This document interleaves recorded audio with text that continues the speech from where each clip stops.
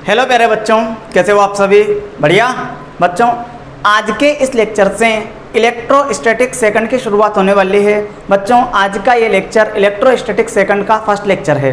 ठीक है बच्चों। अच्छा, आज के इस लेक्चर में हम इलेक्ट्रिक पोटेंशियल मतलब विद्युत विभव के बारे में जानेंगे। सबसे पहले बच्चों हम विद्युत विभव का भौतिक अर्थ समझेंगे कि विद्युत विभव का भौतिक अर्थ क्या है। ठीक है बच्चों। अच्छा, एक बात और, आप ये देखकर हैरान हो रहे होंगे कि हमें तो इलेक्ट्रिक पोटेंशियल मतलब विद्युत विभव पढ़ना है, तो फिर ये T1 और T2 क्या है, और ये द्रव पानी वगैरह यहाँ पर लेने की क्या ज़रूरत। ठीक है बच्चों, तो इसका भी आंसर मैं आपको बहुत ही जल्द देने वाला हूँ। बच्चों सबसे पहले तो हम एक कारण जानने की कोशिश करते हैं, क्या कि विद्युत विभव या इलेक्ट्रिक पोटेंशियल हमें पढ़ने की क्या ज़रूरत है। ठीक, आइए देखते हैं। अच्छा, विद्युत क्षेत्र को निरूपित करने के कितने तरीके हैं हमारे पास? 3। पहला था विद्युत क्षेत्र की तीव्रता E सदिश।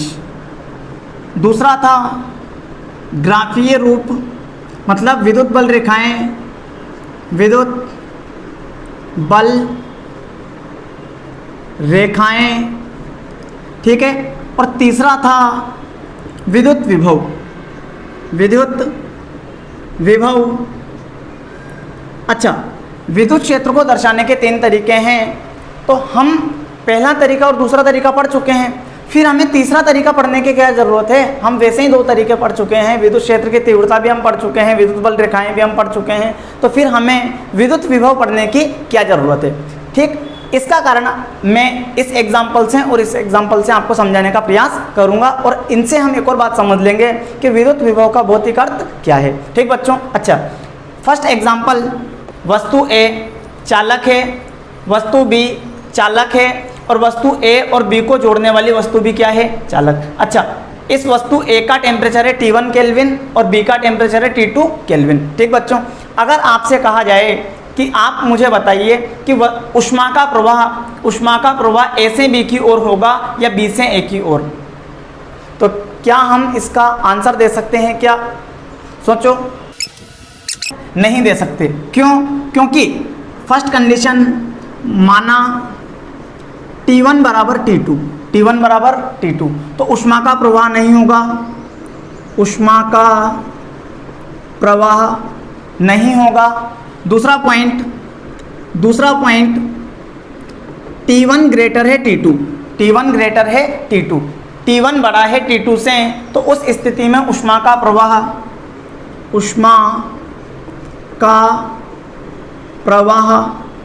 A से B की ओर होगा। तीसरा पॉइंट T2 ग्रेटर है T1 से, तो ऊष्मा का प्रवाह B से A की ओर होगा।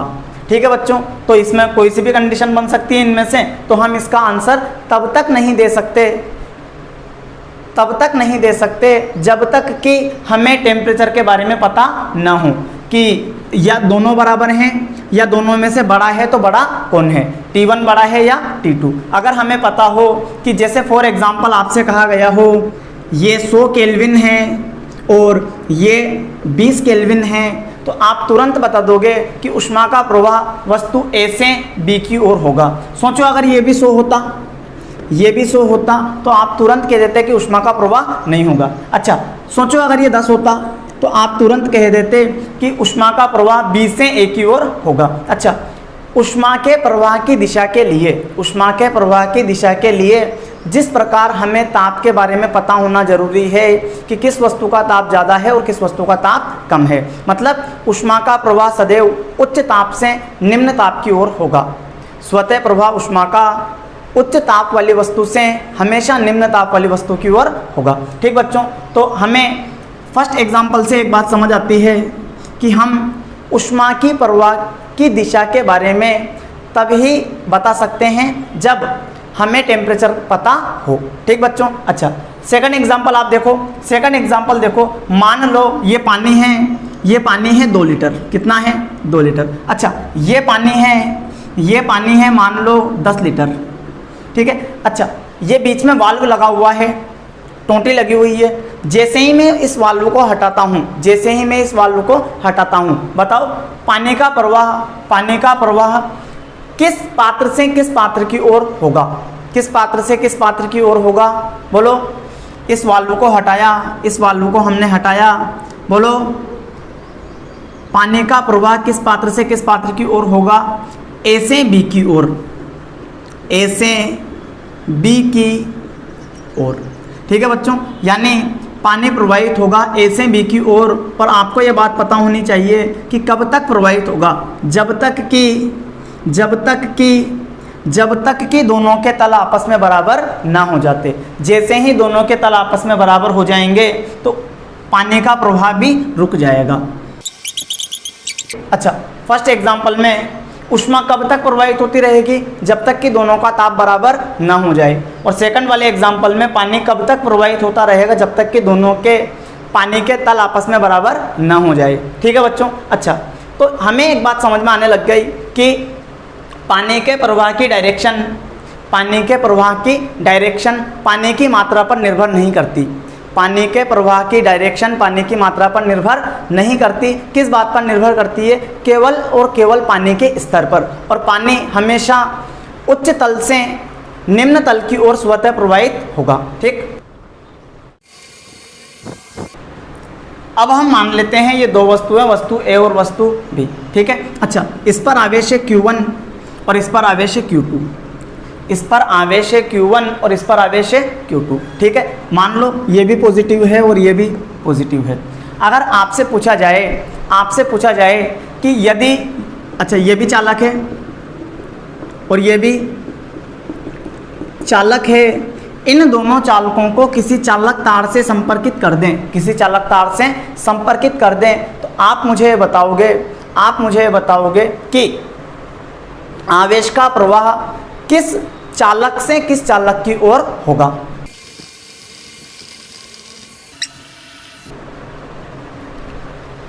क्या हम ऐसा बोल सकते हैं कि वस्तु ए से बी की ओर होगा? क्या हम ऐसा बोल सकते हैं कि बी से ए की ओर होगा? क्या आप ऐसा भी बोल सकते हो क्या कि ज़्यादा आवेश वाली वस्तु से कम आवेश वाली वस्तु की ओर होगा? नहीं। क्यों?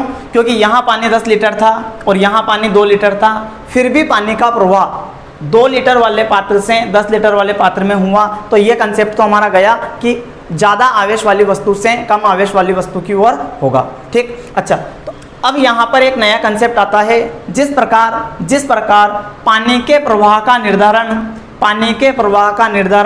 पानी के तल से होता है, ठीक उसी प्रकार आवेश के प्रवाह का निर्धारण आवेश के वैद्युत तल से होता है। मतलब जिस वस्तु का वैद्युत तल ज़्यादा, उस वस्तु से आवेश का प्रवाह होगा जिस वस्तु में आवेश का वैद्युत तल कम है। ठीक है बच्चों, यानी माना ए का वैद्युत तल ज़्यादा है, बी का वैद्युत तल। ठीक है, तो इस स्थिति में आवेश का प्रवाह होगा ए से बी। ठीक, यदि बी का वैद्युत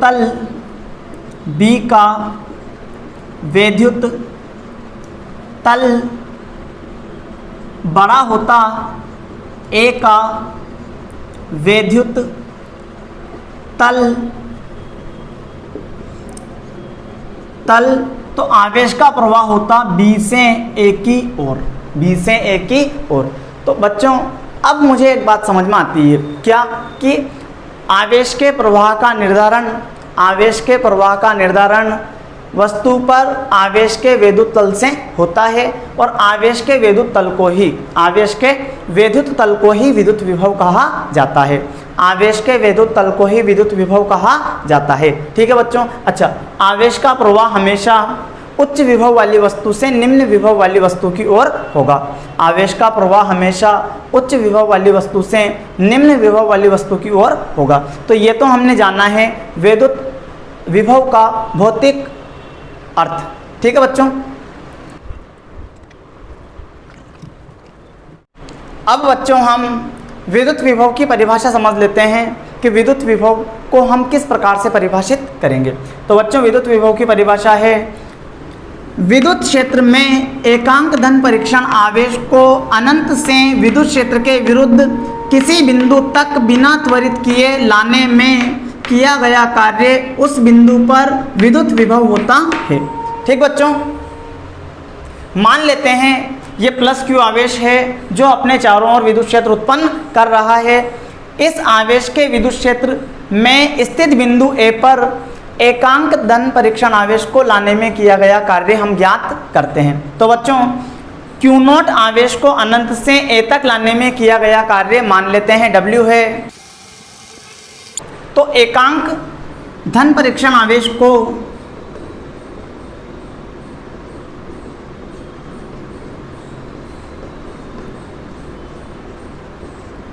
अनंत से ए तक लाने में किया गया कार्य ये होगा बच्चों W बटे क्यू नोट, W बटे क्यू नोट। ठीक है बच्चों, तो एकांक धन परीक्षण आवेश को अनंत से विद्युत क्षेत्र के किसी बिंदु तक लाने में किया गया कार्य ही विद्युत विभव होता है। तो इसी को बोला जाएगा विद्युत विभव। विद्युत विभव इसको दर्शाएंगे V से, ये बराबर होगा W बटे क्यू नोट, W बटे क्यू नोट। ठीक है बच्चों। अच्छा, अब हम विद्युत विभवांतर की परिभाषा समझ लेते हैं।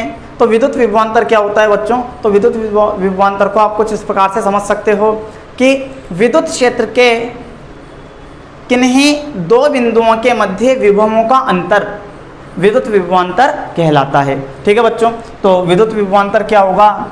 विद्युत विभवांतर होगा, विद्युत विभवांतर ये होगा डेल V ये होगा दो बिंदुओं के मध्य विभवों का अंतर।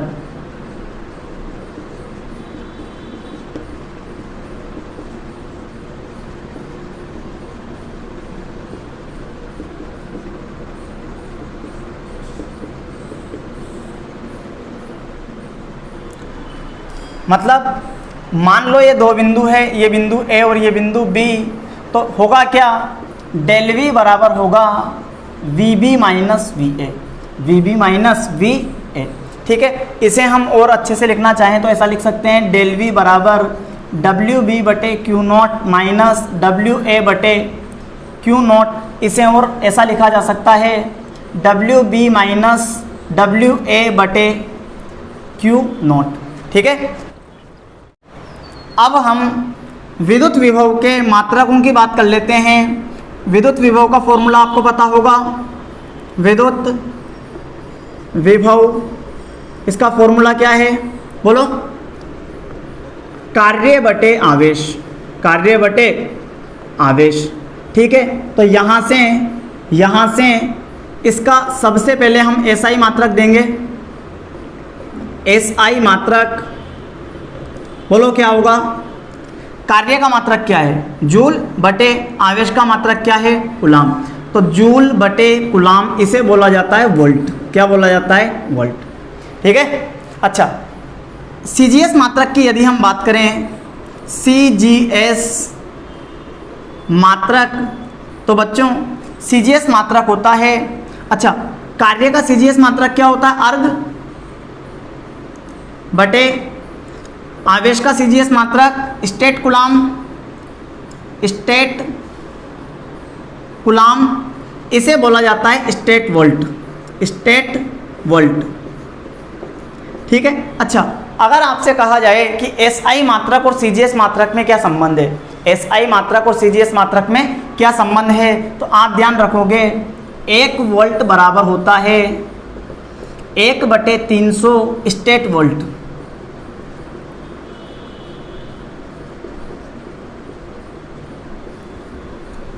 ठीक है। अच्छा, विद्युत विभव के विमीय सूत्र की यदि हम बात करें तो विमीय सूत्र क्या होगा? विमीय सूत्र हम ज्ञात कर सकते हैं, विमीय सूत्र। ठीक है, इसे हम यहाँ सोल्व कर लेते हैं फिर लिखेंगे। अच्छा, कार्य का विमीय सूत्र क्या है? M1L2T-2, सही है ना। और आवेश का विमेय सूत्र क्या है, A1T1। तो यहाँ से M1L2T-3A-1 ये इसका विमेय सूत्र हो जाएगा। क्या होगा विमेय सूत्र, M1L2T-3A-1।